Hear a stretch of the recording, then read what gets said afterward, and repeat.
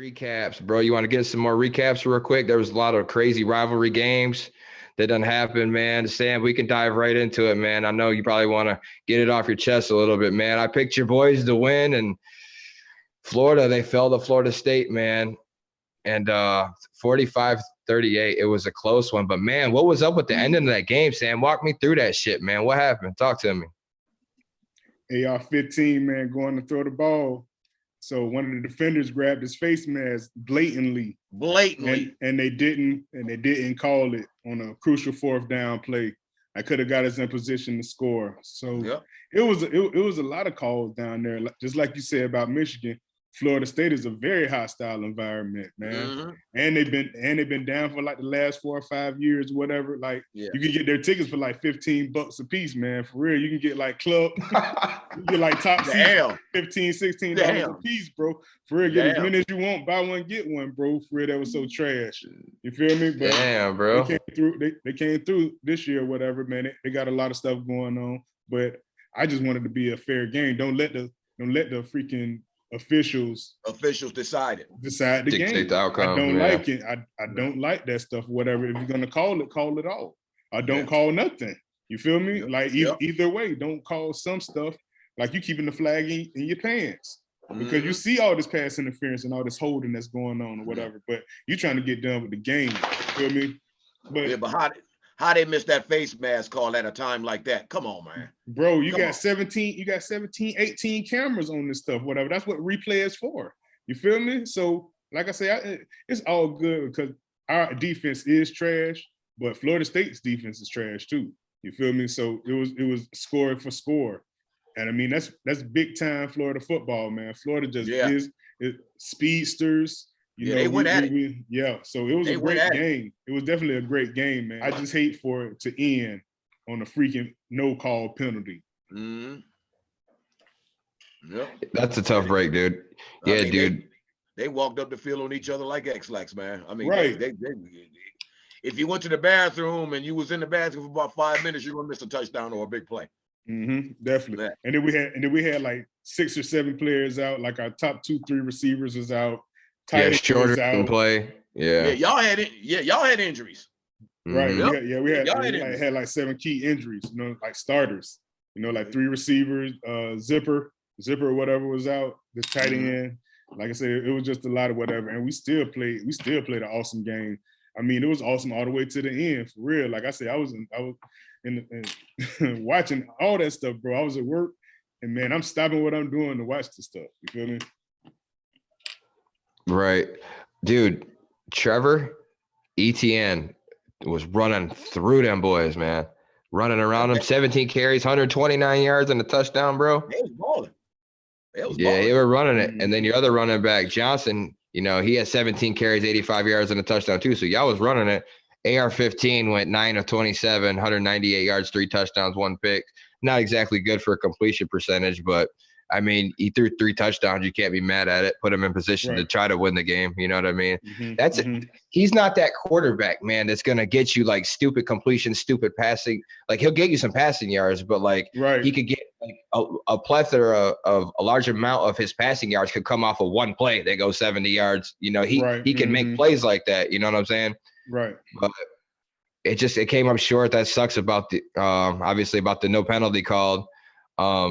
And on the flip side, Jordan Travis went 13 to 30, 270 yards, a touchdown, no pick. That dude is dangerous. But man. He was running. He was running the ball. He was running 15 carries, 83 yards, 2 touchdowns. He ran for 2 touchdowns. Yeah. So, dude, that one touchdown run he had was insane. He should have been tackled like 4 different times. Like what? Damn. I know. Missed tackles. But I'm gonna tell you, he's definitely good. Yeah, he's definitely good as hell, though. They talking about this may propel Florida State. Florida State, just like Texas, you're not back. Florida State is not all the back. way. You got a long way to go. Florida is gonna be back before you. Okay, you got to give Florida some slack. That's that man's first year. That's his very first year. And one thing I admire about that quarterback, he may be reckless at times, but that kid's out there. He's trying. Yeah, he's trying to make it happen. He's trying. Yeah, he is. He busting his ass. He's trying. You know. And they tried to stop him. They're trying to stop him from running so much because they didn't have any backup quarterbacks. You feel me? So that's why he's kind of timid or whatever to stay back in that pocket or whatever for an extra couple little seconds because they're trying to keep him. They're trying to keep him upright, which I understand. But at the same time, man, sometimes you got to run and just know how to slide. You feel me? Like, don't go head first. Oh, he'll learn. Yeah. He'll learn that. Yeah, a lot of his runs now are, too. He dropped back, nobody's open. I'm gone. Fuck that. I got things to do. You know what I mean? So he just tried to make it happen. JJ McCarthy was scaring the shit out of me too. He like, I ain't sliding. I'm like, JJ, bro, man, come on, man. Stop. Please don't do it like this. Don't do me like that, man. I know you want to win the game, but damn, don't give your life. But listen, pause. That's the passion of the game, bro. Yeah. How you tell somebody, man, going 5 people coming at you 20 miles an hour, whatever, to slide and this and that, and whatever, man, you trying to get up out of there, bro. You trying to do whatever it takes. You trying to do whatever it takes, bro. You feel me? Like, that's the passion of the game. And that one run he made where he took that safety for about 6 yards. I'm like, oh man, we ain't this dude. Yeah, he's bringing it. Right. It was killer, man. But yeah, man, it's first year for your Gators, man, and they'll be back. And they kept it close and had a chance, man. They were going back and forth for a minute. I didn't get to watch too much of it. I was on the show with the RCL dudes. I was chopping it up, telling them that Michigan was going to stomp Ohio State, but nobody wanted to listen to me. Right. South Carolina pulled off another one and beat Clemson 31-30, bro. Dude, Spencer Rattler at it again, dude. 25-39, 360 yards, 2 touchdowns, 2 picks. He decides he wants to start playing come the last couple of games. So that pretty much knocks Clemson. Clemson knocks him out of the playoff running, man. And they're done now. They're 10-2. They're gonna finish it out at 10-2. Alabama beat Auburn. Shocker. Alabama is now 10-2, and that's a down year for Nick Saban. Right. Oregon State beat Oregon 38-34. They rallied back. Yep, came back and beat their asses. Yep. Bro, the running game, bro. Them boys was like running like 9-10 yards a carry at the end of the game, bro. Yeah. Like, it was insane. Yeah. They scored 21 points in the fourth quarter. Yeah. You know what other team did that over on Saturday? Let's see. Let's see. Let's think. Does it start with the X? I'm sorry. It does start with an X last week. I'm sorry. I can't help myself. I'm sorry. I'm sorry. Oh Lord. Yeah, man. And then Penn State beat Michigan.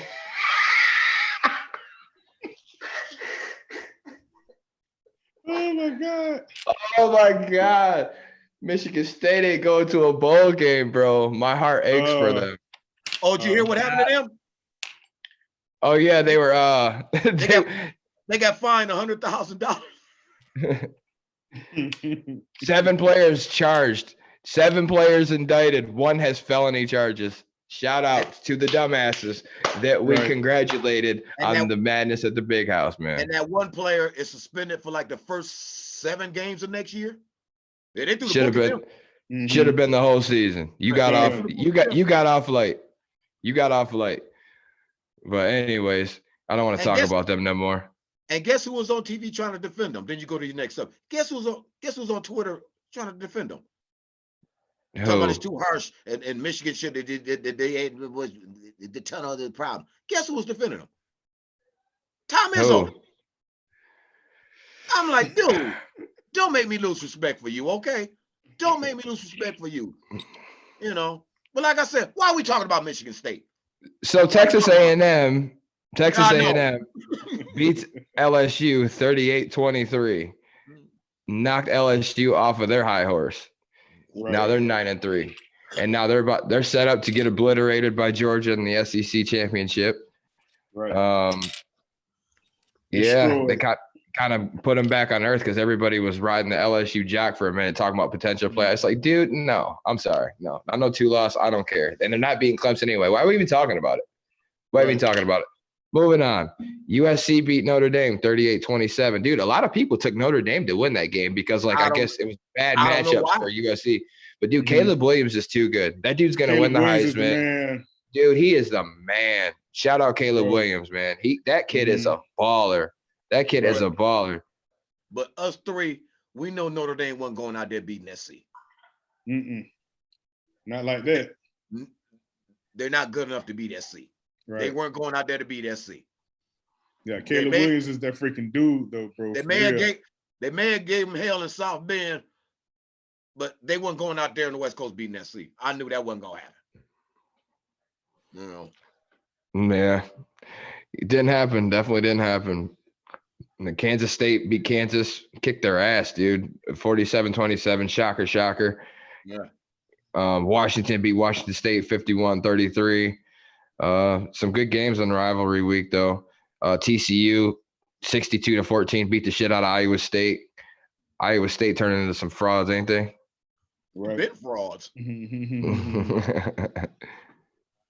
4-8's a down year, really down year for Iowa State though. Usually that coach is good at getting the most out of his players, but yeah, it's been rough for them lately, man.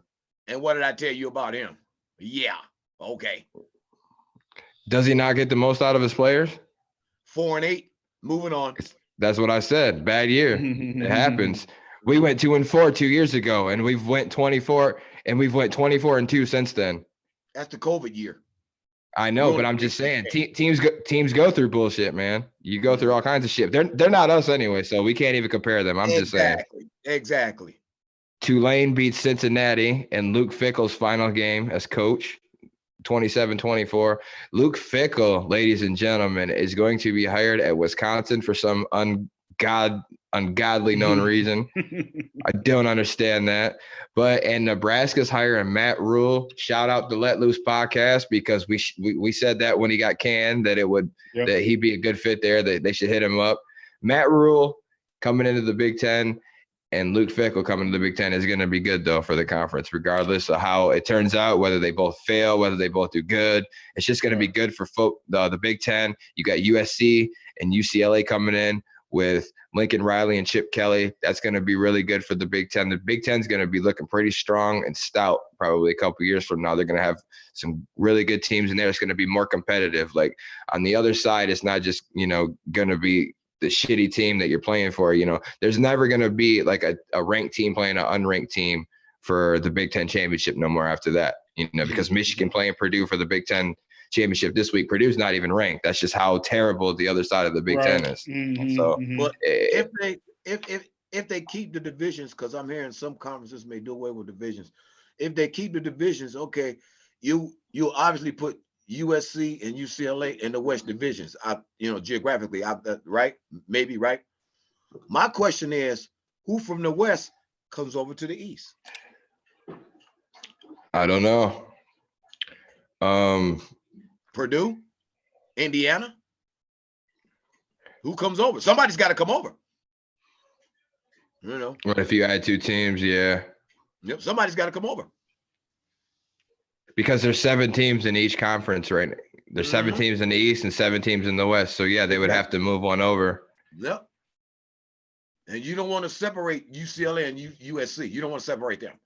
No. I don't think they want to do that. No, it wouldn't make sense. But none of this makes any sense, though. Like, geographically, it makes no sense for those teams to be in the Big Ten period. It's going to be good for the Big Ten. So, I mean, it'll be cool, but I don't get it, man. Like there's 14 teams in the Big Ten and there's going to be 16 in a couple years. The Big Ten is going to be the Big 16. Right. It makes no sense, man. It makes no sense. Right. Like it makes no sense to us, but you know what they're looking at? The money, of course, but I'm just saying they should rename the conference or something. The Big something. I don't know. But that's what it's not the Big Ten no more, and you can't even get away with calling it the Big Ten when there's going to be fucking 16 teams in there. Yeah, you know what I mean. And adding, it's all about money. There might be 20 teams in the Big Ten within 5-7 years from now. We don't know.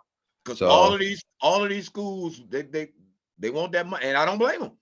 They want the Big Ten. They want to go to SEC. You know, like I said, Cincinnati's going to the Big 12 next year. That's a big bump for them. Right. You know? Not to say the Big 12 got money like us, but they got money. You know. Maybe that's why Luke Fickle dipped, because he didn't want to deal with that. But dude, it ain't gonna get no easier for you at Wisconsin facing the Big Ten team. It ain't. It really ain't.